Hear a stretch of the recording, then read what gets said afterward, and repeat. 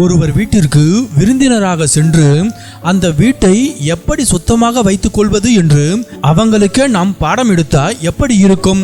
கேட்கவே கொஞ்சம் விசித்திரமாகவும் வீட்டின் உரிமையாளருக்கு பொறுப்பில்லை என்பது போலவும் இருக்கிறதல்லவா? அப்படிப்பட்ட ஒரு சம்பவம் தான் இந்தியாவின் ஒரு மலை பிரதேச சுற்றுலா தலத்தில் நடந்துள்ளது. இந்தியாவை எப்படி சுத்தமாக வைத்துக் கொள்ள வேண்டும் என்று இங்கு வந்த ஒரு வெளிநாட்டு சுற்றுலா பயணி இந்தியருக்கு பாடம் புகட்டிய சம்பவம் இணையத்தில் வைரலாகி வருகிறது.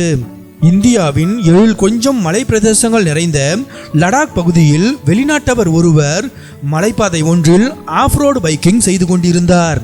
அப்போது அவருக்கு முன்னால் போன ஒரு வாகனத்தில் இருந்து இந்தியர் ஒருவர் பிளாஸ்டிக் பாட்டிலை வெளியே வீசி எறிந்ததை பார்த்த வெளிநாட்டவருக்கு உடம்பெல்லாம் பற்றி கொண்டு வந்தது.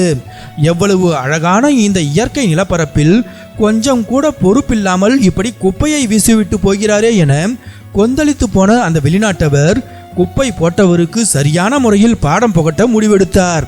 அதன்படி வெளியில் வீசப்பட்ட பிளாஸ்டிக் பாட்டிலை எடுத்து அதனை இந்தியரின் காருக்குள்ளேயே மீண்டும் வீசி எறிந்து கெட்ட வார்த்தை ஒன்றையும் பிரயோகம் செய்து அந்த இந்திய ஆசாமியின் பொறுப்பற்ற தனத்தை கண்டித்தார். இந்த வீடியோ உடனடியாக இணையத்தில் வைரலாகி பலதரப்பட்ட கருத்துக்களை பெற்று வருகிறது.